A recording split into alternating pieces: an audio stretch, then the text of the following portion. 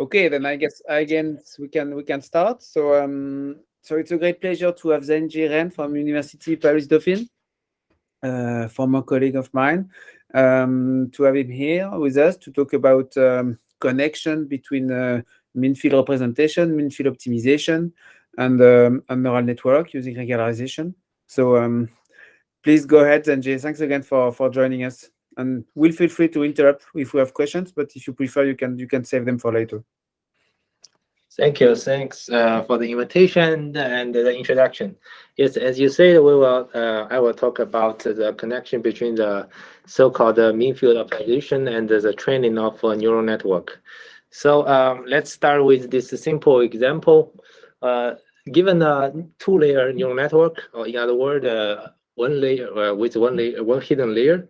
So we are facing this kind of optimization problem. Well, imagine we want to minimize the L2 loss function between the target function f and its neural network representation. You want to find the optimal weight C, K, AK, and BK. Well, it is a complex optimization problem due to the non-convex nature. Here, phi is the activation function, so this objective function is not convex in particular for variable A and B. And well, on top of that, you have a big number of neurons, so it makes the problem even more complex to analyze. So one trick to simplify mathematically this problem is to do this trick. You divide n in front of this empirical sum and times n to this parameter c. So it does not change the form of the problem. But now you see here, it's like the expectation with respect to an empirical measure. So with this intuition behind, you can rewrite this optimization problem. You lift the problem to the space of probability measures. The advantage of rewriting this problem is that the previous non-convex problem becomes convex on the space of probability measures. So if you note a capital F function as this objective of your minimization, and this F is evidently convex in M, because here you have linear expectation and you have L2 loss function. So now our objective is to solve this kind of convex mean field optimization problem with convex F. So to solve an optimization problem, first you need to know how to calculate the minimizer of this function. That's why we need to quickly recall the definition of derivatives on the space of probability measures. So I guess for this audience, this is more or less clear because you work on mean field game, and this is common notations.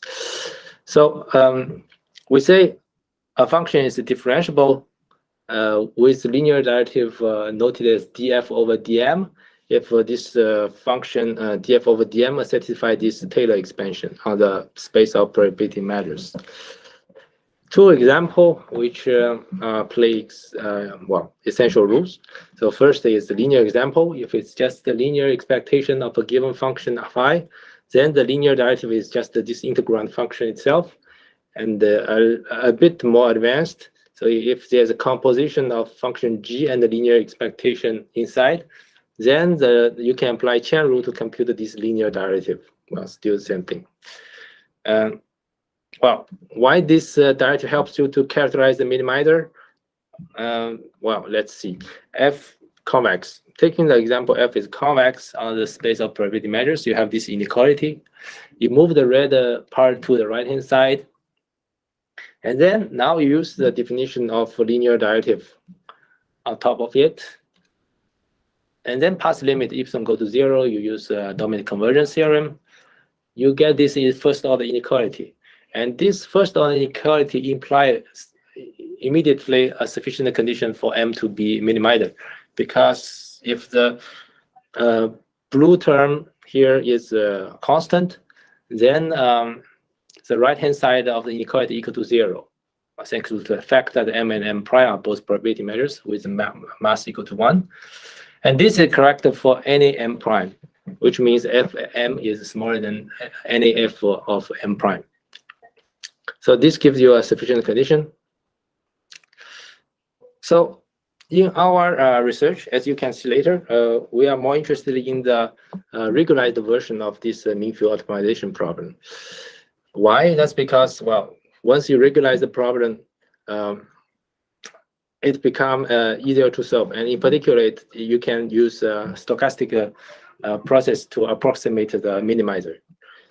So here, let's see the example. Well, that's the example we'll concentrate on in this talk. It's the entropy regularization. You add sigma square over 2 times the entropy of M to the potential function F and call the sum free energy. First theorem tells you that entropy is a legal regulator. It tells you that when the temperature sigma go to 0, then the regularize the minimum converge to the initial minimum. So it does not cause a big bias. Well, then using the notion of linear derivative we introduced before, we can again characterize the minimizer of this free energy function. So you see that, well, without the red term, it's the same we showed in the previous slide. And with the presence of entropy regularization, we will have this supplementary term, red term, in the first order equation. And for future use, let's denote the sum here as linear derivative of free energy. But but you need to keep in mind that strictly speaking, the free energy function is not differentiable in the sense of linear derivative. It's just an abuse of notation. But you will see it's a practical. So you can also introduce the so-called intrinsic derivative. It's just a gradient of this linear derivative in X. And well, the condition. So the first order condition for M star to be the minimizer is that the intrinsic derivative is always 0 on M star. Okay, so connection to stochastic process, as I said. So well, taking into account this first order equation we have seen, or this one, we can build up a clear link to a Fock-Planck equation. Okay, you just write out what is gradient log, and then times M star on both sides, and then take divergence in front. So this tells you that M star is in fact a stationary solution to the Fock-Planck equation 1, which describes the marginal law of diffusion process as we all know. So now we can write down this underlying diffusion process. It must satisfy this form. It is a Markin-Vlasov diffusion process, where the drift is just the minus of intrinsic derivative. So we call this Markin-Vlasov diffusion so-called mean field Langevin dynamics. Okay, it's a natural extension of classical Langevin dynamics. Okay, so we know that well, on this slide we know that the minimizer of the regularized mean field optimization problems, the minimizer of the free energy function is the stationary solution to this Fock-Planck equation. In other words, it's the invariant measure of this mean field Langevin dynamics. Now, the natural question to ask is how to approximate it. And the natural guess is that the marginal law MT here should converge to the invariant measure. That's what we want to prove. Okay, so to prove it, the key ingredient, the key observation is the so-called dissipation of energy. Indeed, you plant MT, the marginal law of the mean field Langevin dynamics, into the free energy function. You can compute its dynamics, and it's explicitly written as the right-hand side. So you observe that. Well, intuitively, the energy always decreases along the mean field Langevin dynamics until the moment it hits the minimizer. The minimizer, according to the first order condition, the minimizer is attained if and only if the blue term is 0. Okay, so that's the intuition. So now we can give a quick, formal proof for this dissipation of energy. It's very easy using our notations. So, so here, first line is just the definition of linear derivative. Okay, you expand the difference between F sigma mt plus delta and F sigma mt. Okay, you can using the definition of linear derivative, you get this equation. And then on the right-hand side, you develop the red term using Fock-Planck equation. And the Fock-Planck equation, well, written this way. I can write in this way. And now you just apply integration by part. You get the result. You get the result we want. So this is a formal proof of dissipation of energy. Very simple. And using this observation of decrement of energy, as I explained before, we can prove the convergence of marginal law of mean field Langevin dynamics. Well, the assumption here is that F admits unique stationary points, means that there's only one point satisfy the first order condition. Well, that does not urge the function F to be convex, a little bit weaker assumption.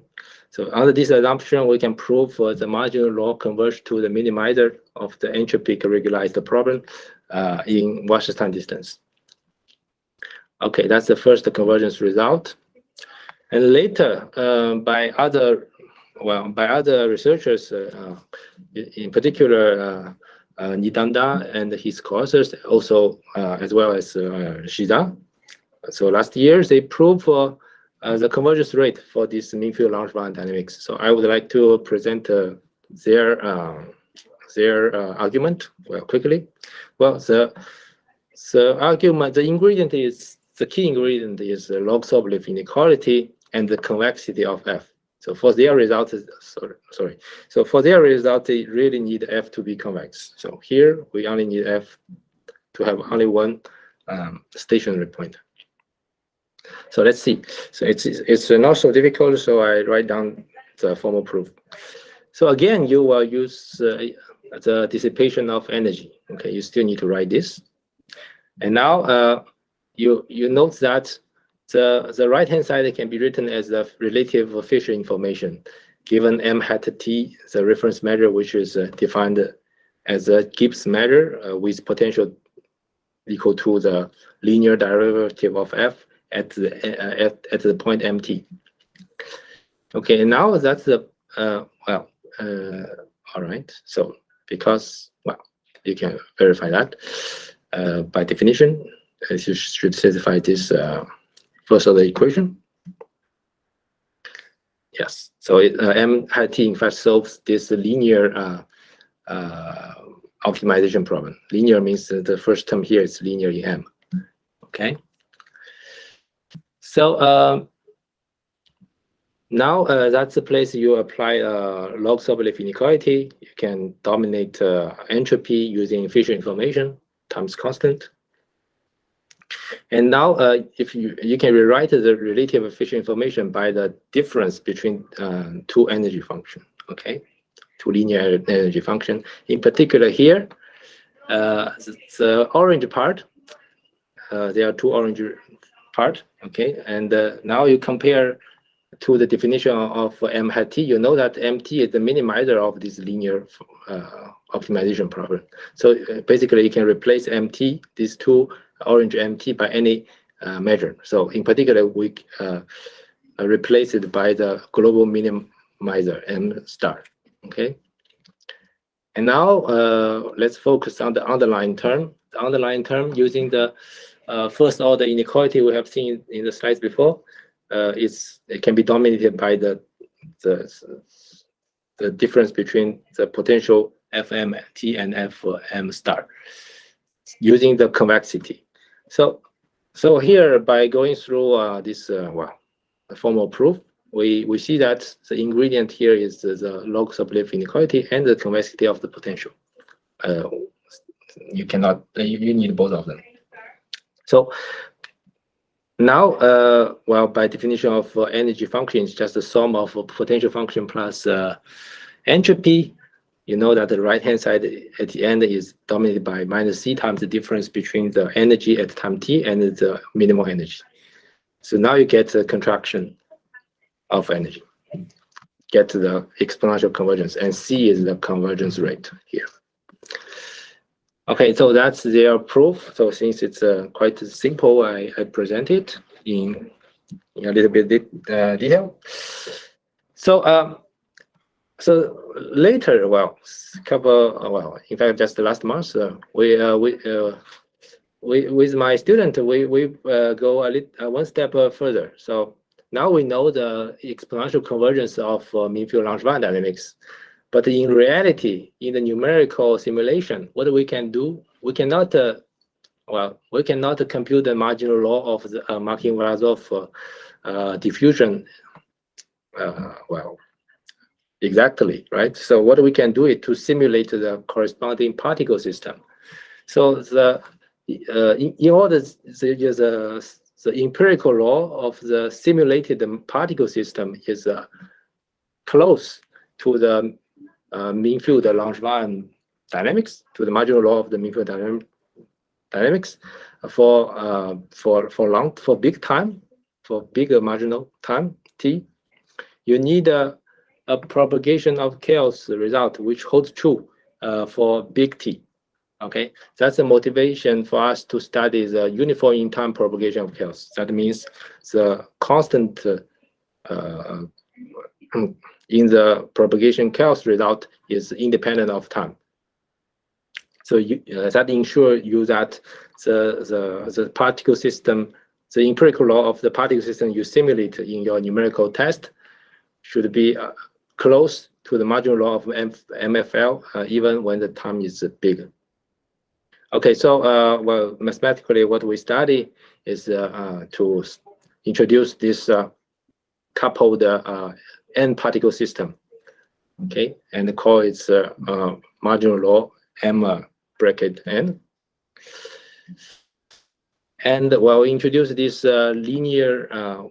We introduce the energy for the n particle system. Well, this is the linear energy. Well, as you can imagine, in the n particle system, you linearize the energy. And what we can prove is that one of the key ingredients is to prove this kind of uniform bias convergence of particle system. So we don't expect that the n particle system converge at the same speed to its invariant measure. Well, same speed means independent of n. But instead, we say that at the same speed gamma, at the same rate gamma, they converge to an interval around the invariant measure, and the interval has a little size in the order of 1/n. Okay, and this will be enough for us to prove uniform in time propagation chaos, as I can explain in the following way. So first, this uniform bias convergence result of particle system will give you a bound between the marginal law of the n particle system and the minimizer of the mean field system. Well, the n tensor of the minimizer of mean field system. Okay, once you do that, we can expect the propagation of chaos for big time. So we see from here. So first you use triangle inequality. At the end of the day, you want to compare the marginal law of your n particle system and the n tensor of your mean field system, right? In the propagation of chaos.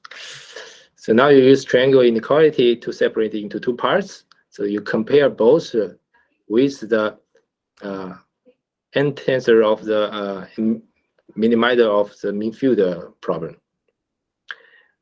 And now, since in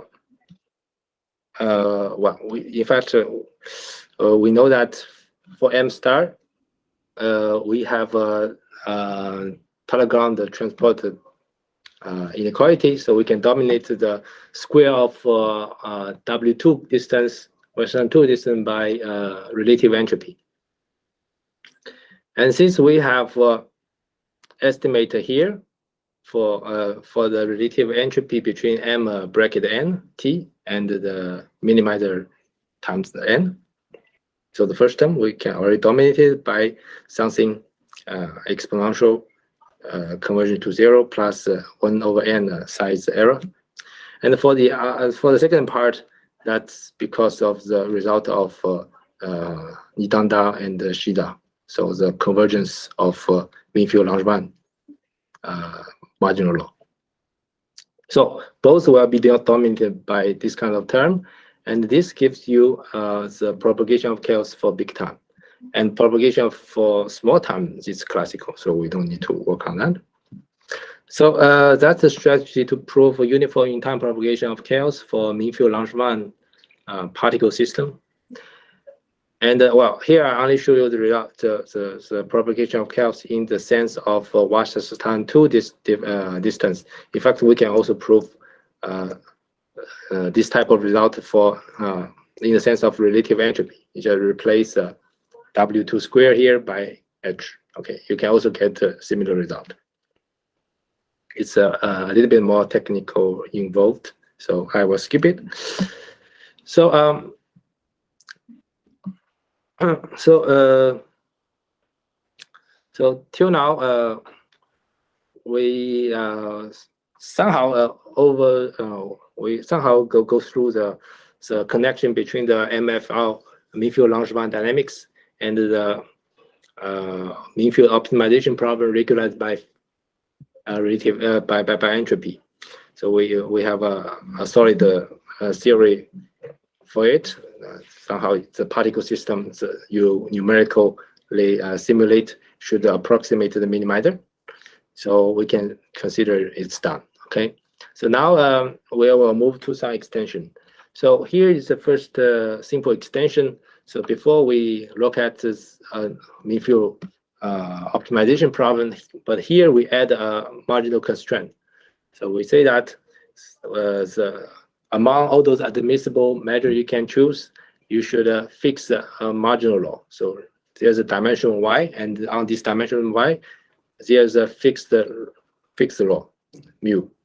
And with this marginal constraint, you consider similar regularized problem. Again, it's regularized by entropy, H. So for this MFRO, so mean field optimization problem with marginal constraint, we introduce the corresponding mean field Langevin system.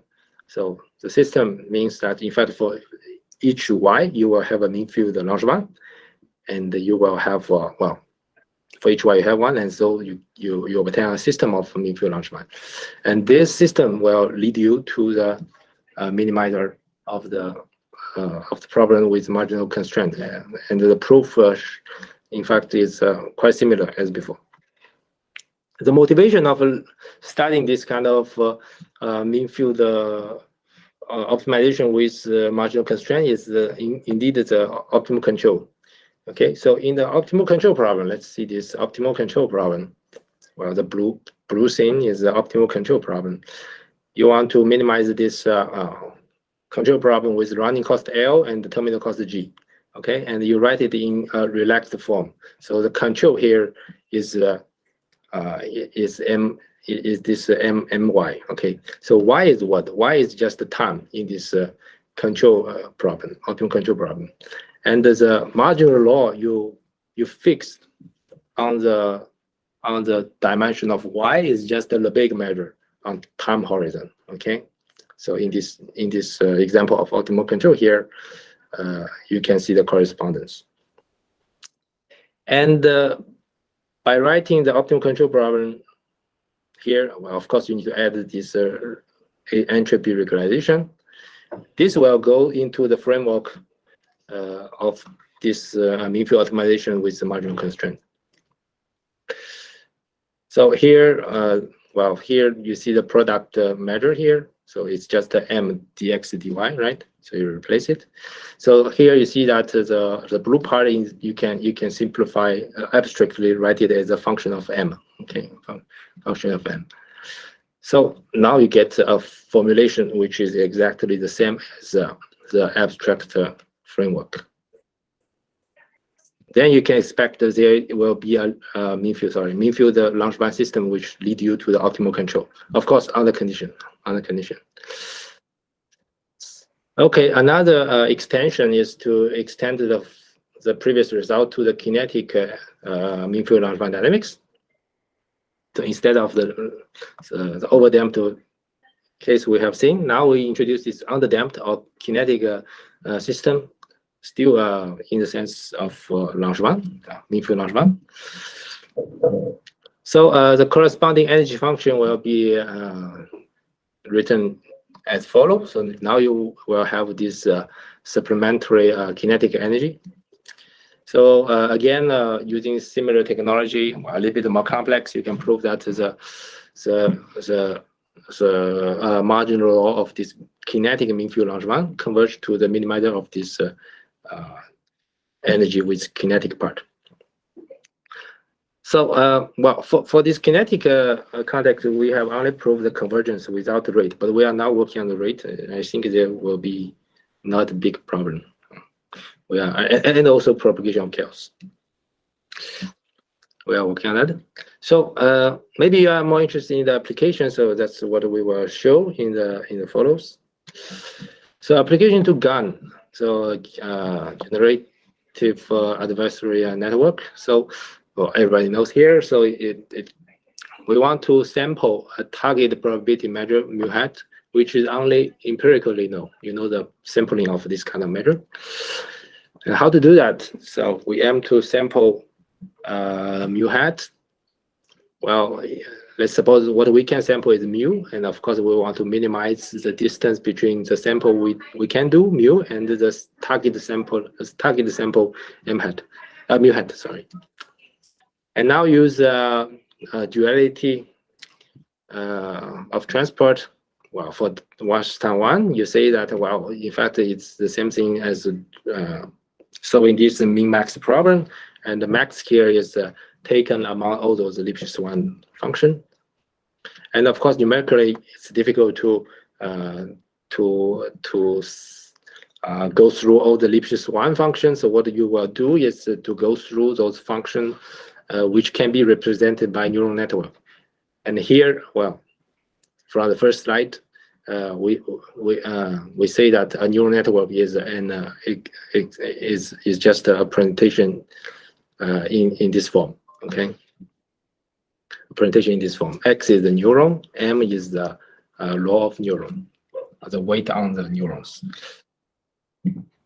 Okay, so now this is our mathematical model of GAN, if you want. In fact, well, if you will see later. In fact, it's also, you can treat it as a more the stable diffusion model. In fact, they are the same thing in our framework. Okay, so to solve this min-max problem, or in other words, zero-sum game, you introduce two players. One is called a generator, the other is called a discriminator. One want to minimize, one want to maximize. Also, you add the entropy regularizar, as we always do, okay, to regularize the problem. And now we will see, well, this problem can be solved by mean field Langevin. Why? Okay, first, a remark here. So if you call, if you forget about the entropy regularizar, the potential here is in fact linear for both mu and m. Mu is the control of the generator, the thing you can sample, and m is the control of the discriminator. It's the weight of neuron of the dual function. Okay, to present the dual function. So the potential here is linear for both variable. And now, due to this linearity, in fact, the generator, the best response of generator given the choice of discriminator can be written explicitly. It's just the Gibbs measure with this potential. Okay, thanks to the linearity of the problem. And now we can rewrite these min-max problems because we know that, well, given m, mu can be written, the best response of mu can be written explicitly. So we can see that, well, we only need to solve this minimization problem. with the potential function now is equal to G defined with the best response of mu given M. Okay. And since G is the maximum of a group of a class of linear functions, so it's automatically convex. Okay, so it goes into our framework of convex mean field optimization. All right, so well, based on our theoretical analysis, we know that this equilibrium can be solved by this mean field Langevin process with drift equal to minus of intrinsic direction of G. All right, that's why I say that. In fact, this is you can call it a stable diffusion if you want. So in fact, here it's very simple to compute the dm of G. Well, here it's a little bit abstract. What is dmg? In fact, dmg, I just keep the calculus. You just need to trust me. So at the end of the day, dmg can be computed easily. It's just this closed form. Okay, so it's just a linear integration of this gradient of activation function phi in your neural network with respect to mu hat t minus mu star. Mu hat t is a target law, which you know empirically. You know the sample of mu hat t as data. And the mu star mt, the best response of generator, can be sampled using Monte Carlo method. Okay, using the Monte Carlo method. So that's what we will do. Yes. I think we have a question from Romuald. Yeah, maybe a quick question. Sorry, Zhenjie. So if I understand correctly, these are neural network with one layer. This is why you have the expectation of M and the linearity. I'm just curious about which kind of regularity you need on the activation function. To make the theory work, you need it to be 2 times differentiable. But if you don't care about theory, then really will work. Okay. 2 times differentiable, because it's always also some sort of integration by part. I wasn't sure, but yeah. you need the 2 times differentiable. Thanks a lot. And I mean, formally, you don't need it. You really will work. You only need to define this gradient of phi. That's all. So yeah, ReLU, for example. And well, as you say, the theory works for 2-layer neural network, but you can plug in deep learning here. Well, if you don't care about the theoretical insurance of convergence. Sure. Thanks. Welcome. So, well, simple example. So, well, it's too simple maybe. So, we want to learn, for example, exponential convergence. Exponential law. So, mu hat the target law. Let's say exponential law, and that's what was the sample we got using mean field Langevin. Okay, and well, we can do a little bit complex task. For example, this double wheel distribution, 2 Gaussian.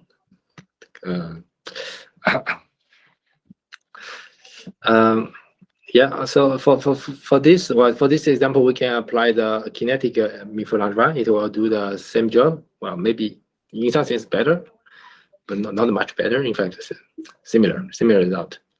So it will converge. So you here in the example you see here, the orange histogram is empirical data we know, and blue histogram is what we get from kinetic MFL. Okay, and this is training error. So red is training error of the potential, and blue is the training error of the potential and the kinetic energy. Okay. Yeah.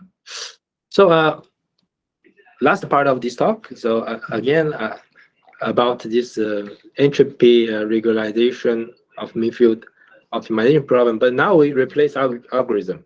We don't use the mean field Langevin anymore. We want to propose another way to approximate the minimizer. So that's what we call entropic fixed play or fixed play simply. So recall the first of the condition we have seen in the first part of the talk. So it's written in this way, using linear derivative of f. So now you can linearize the problem. Okay, you can linearize the problem. You define you fix the m star, and you define a linear expectation of x, of this variable x, the linear potential. And for this linear potential, if you compute the linear derivative with respect to mu, then it's still the same value, okay, delta f over delta m star x.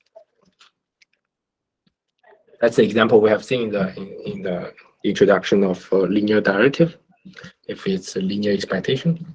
Okay. So this introduction of linear function helps you to write the first order equation as a fixed point problem. Okay. So given xm star, well, the first order equation here, you can interpret it as this minimization problem. Okay. So given m star fixed, you solve a linear, you solve an optimization problem with linear potential G. You solve it and you get m star again. So it's a fixed point problem. So this is a fixed point problem. So that gives us hope to solve it by fixed play. So here is our rule of fixed play, how to evaluate the fixed play. So as we know that the fixed means that the player update its strategy using the best response to the empirical frequency. Okay, so let's say mt is the empirical frequency, and at any time t, the player give a best response. So solve this linear optimization problem. Well, without entropy, it's linear, so that's why I call it linear. And then we call the minimizer m hat t, and then we update mt, the empirical frequency, in such a way. Okay, it's a little bit different from fixed play. Fixed play here, alpha is not constant, but 1 over t. But well, we will see that with alpha, with setting this learning rate alpha to be a constant, you will get, in fact, exponential convergence. All right. So, well, that's what we talked before. So, why this thing can work? Why this algorithm can work intuitively? So let's first ignore the green entropic regularization. Okay, and now using the linear derivative definition, you can develop a dfmt dt in this way. And now using your fixed play, this rule, you replace the dmt by this. Okay, and now by the definition of g is just a linear potential function defined by the integral of delta f over delta m given mt with respect to some measure. So you get this, okay? And now since you know that m hat t is a minimizer of this minimization problem, well, now we forget about green term. So it's a minimizer. So the right-hand side here is always negative, meaning along your fixed play, the potential decrease. Well, if you ignore the entropic regularization. And it will decrease intuitively till the moment this difference becomes 0. And this difference becomes 0 means you reach the fixed point, right? Okay, that's the intuition. So we can regularize the intuition, and with the entropy regularization, we can do similar calculus, okay? So again, using linear derivative formulae, okay, that's why this inequality is red. Well, you need to prove it. But once you prove it, you can do the calculus similarly. So first, you replace the dmt by the rule of fixed play. Learning rate times the difference between the best response and your empirical frequency. And now you replace the blue term by log m hat t. That's because m hat t is the minimizer of the linear optimization problem. So there's this first order condition. Okay, that's why you can replace the one blue term by the other. And then you look at the right hand side, it's just a form of relative entropy. In fact, two relative entropy, symmetric one. So relative entropy m hat t with respect to mt plus relative entropy of mt with respect to m hat t. And we know that relative entropy are always non-negative. So again, you get the fact that the energy decrease with entropy regularization, the energy still decrease all the time until the moment mt equal to m hat t. You reach the fixed point, in other words. Okay, that's how you prove the convergence. Okay, you prove the convergence. And in fact, when f is convex, we can prove the convergence is exponentially quickly, as in the mean field large fine, in fact. But well, the notion of exponential convergence is a little bit different. So what you need to do is well, look here in the first order derivative, you have two entropy. Now you choose one of them. You choose one of them, the second one. Okay, you do the second order derivative. You again take a derivative in t. So here maybe I just skip the calculus, save some time. So eventually you will get this computation. So when you compute this second order time derivative, you find that the right hand side is still, you can still find the sum of this symmetric entropy, relative entropy, but with a supplementary red term. And this red term is non-negative if f is convex. Okay, if f is convex. That's why we only get the exponential convergence in the case f is convex.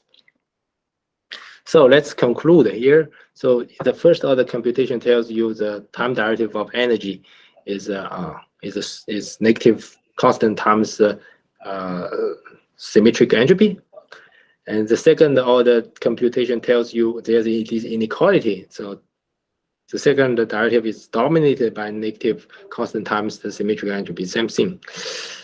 And in particular, of course, relative entropy is positive, so it's dominated by one of them. Okay, so the second inequality first tell you that the relative entropy between mt and m hat t, the empirical frequency and the optimal response is exponentially decaying. Okay, and then using this exponential decaying, in fact, you prove that you compare by comparing these two dynamics, you see that the derivative of u is dominating, well, thanks to the same right hand side, is dominating the increment of this red relative entropy. And since the red relative entropy decay exponentially quickly, this tells you that the energy function itself decay also exponentially quickly. So that's how we prove the fixed play, the empirical entropical fixed play also converge exponentially quickly. Okay. Well, here I just show a simple numerical test. Well, you can imagine everything works. So, well, here is an interesting remark, important for practice. So, for given t, when you want to sample m hat t, or sample the Gibbs measure, you should use some Monte Carlo method, MCMC, for example. But the interesting thing is about the rule of fixed play. So how to update MT? So in fact, the most economic way to update this MT is to treat MT as a marginal law of a birth and death process. Okay, so at any time, you take alpha times dt proportion of your samples and kill them because you have minus alpha MT. You kill them and then replace by the sample of your m hat t. Okay, replace those killed points by the sample of your MFG, so, the result of Monte Carlo simulation. So by doing that, well, here we just using a two-layer neural network to learn a sinus function, the simplest example. So you can see that, well, according to the result, it's almost well, exponential convergence. Okay, that's the result. So different color of curve is just as a result of different time iteration. Okay, so that's all for the talk. Well, thank you very much. Thank you.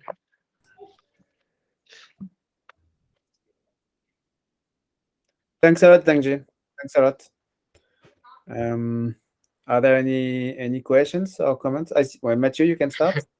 Yeah, I have one quick question. So yeah, thanks a lot for the nice talk. And I have one question about the assumption of convexity. Like, okay, I don't know in this literature, but in the meaningful game literature, I think some of the first proofs of convergence of fictitious play were for the case of potential with convex potential. And then the proof was extended to the case of, so by Cardelia-Gay and Hadi-Kanlu, etc. The proof was extended to the case with monotonicity, Yes. but maybe beyond the potential case. Do you think there could be something like that, or? Yes, for this fictitious play part, in fact, we have written it in paper. Okay. Well, on our paper, but not a public article, not in article, but okay. we have done it, done the calculus. So, for example, if there are several players, so here it's optimization problem. There's only one player, okay? So it's convexity. So if there are several players, then you need some monotonicity condition to ensure the convergence. So again, you do the same calculus, but you will have a different red term here. I see. And well, this red term will be non-negative under the monotonicity condition. Yes. I see. So you're saying this condition does not make much sense for pure optimization, but when you start having multiple players, you can have something like monotonicity. Okay. Yes, and in the multiple player case, then you see here you have first order and second order calculus, right? In our optimization problem. So because in optimization problem, you can define the energy function. It's always decreasing. But if you have two players, for example, they are playing zero-sum game, so you don't need to look at the energy anymore. But you still have the second line. Okay. You need to compute the second line. That's the regret. That's the regret of the game. Okay. This still converge exponentially like this. Okay. I see. Nice. Thank you. Welcome. Thanks. Maybe I have a very quick question in general. So this Langevin representation that you are offering for revisiting somehow this optimization problem, do you think they are more able probably to scale, let's say, to large dimensions? I mean, is it promising to have this? Because it's a probabilistic representation, you can never think. I mean, there are some things with the probabilistic representation which scale very well, especially with particles. So I'm just curious to know if you think there is some promise of this new representation to bring at some point maybe algorithms which scale better or in a different way in comparison to the traditional ones. So scale. Let me think about it. So I think if we want to go one step further, we have to look at this quantitative result of convergence. So let's see here. Okay. So if we want to go further, you have to look at this constant C, convergence rate. This depends on the coefficient in the log sublift inequality. So if you,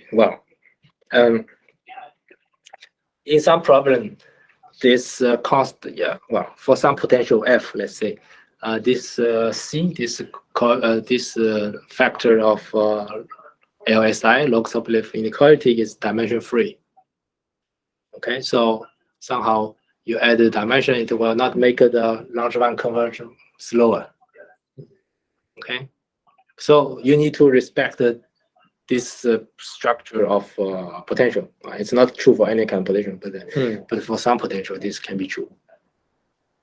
And also, this gives you an idea for what kind of problem large one converge quickly and for which it converge slowly.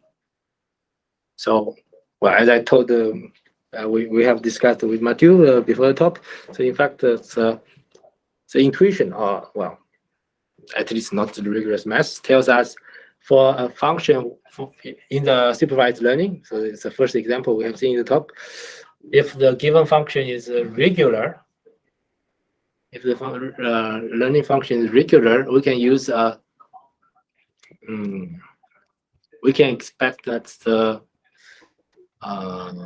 well, is regular, then I can expect the potential here will give you a smaller, well, bigger constant from this LSI. In other words, the more regular the target function is, the more quickly your training will be. Can be, at least. Yeah. But well, for that I need to write. But yeah, thanks. That's the philosophy. Yes. Cool. Berkan, you have a question or comment? Yes. So, is this for the case of optimizing neural networks? I think this only works for two-layer neural networks. So if we're speaking about performance, and if you want to iterate this for many layer neural networks, do you think that would be feasible? Or so by using the same technology of proof, it will not work for deeper networks, because you destroy the convexity, which play essential role for this analysis. Oh. Yes, because once you can write down this kind of representation given, let's say, two hidden layers, then you don't have convexity anymore. Okay, you don't have convexity anymore, so this analysis does not work. But as I said, well, there is a, well, for me, there is an understanding that if the target function is regular, then this two-layer, the mean-field large one for a two-layer neural network should converge very quickly. Okay, so in other words, what's the role of the deep learning is that, well, for me is that you decompose irregular function as a composition of a regular function, and for each regular function, you are trying to learn it with a two-layer neural network or one hidden layer neural network. Okay, and that's how you can expect the deeper network works efficiently for those target functions which are not regular. Well, I see. That's the philosophy. That's the philosophy point of view you can draw from the analysis of two-layer neural network. Thank you very much.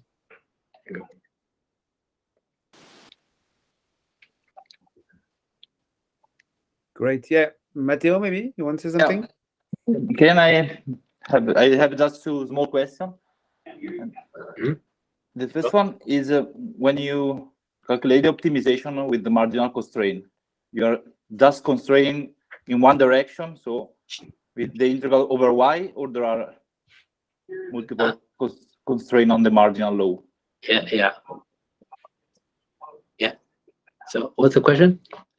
If it's possible to have a multiple constraint on the marginal lows and not only on y. Okay, so here here I have only one marginal. If there are multiple marginal, right? That's the question. Yeah.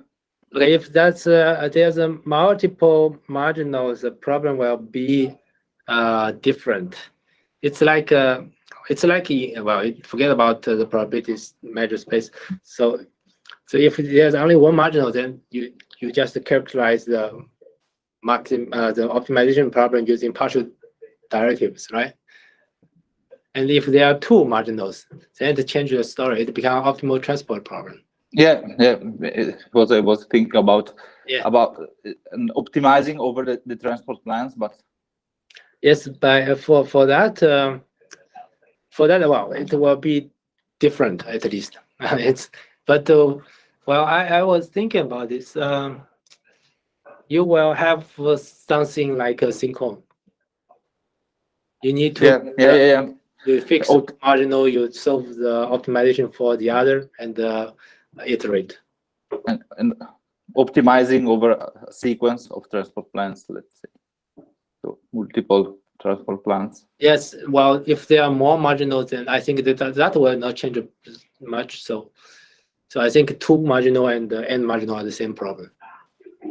You just do the analog of a synchrone algorithm. You fix one marginal, you fix the n minus one marginal, solve one marginal, and do the iteration.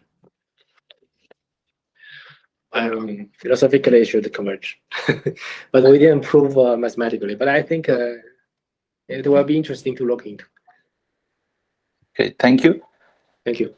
And another small question: when you compute the Wasserstein distance between the two measure one from the tensor product in the propagation of chaos. Yes. Yes. Can you give some intuition in the difference between the one from the tensor product and the low? Because the red one is the law of the. Yes, it's a marginal law of the particle system, and you compare it with the tensor product of the mean field system, so that the dimension is correct, right? Because well, here it's the dimension is d times n, so you compare with another measure on the dimension of d times n. I'm really sorry to interrupt. I think we have to freeze the room because there is another meeting. Sorry for that, but if you have more questions, I think you can also email the speaker and have more discussions. Yeah, be glad. Okay. Thanks.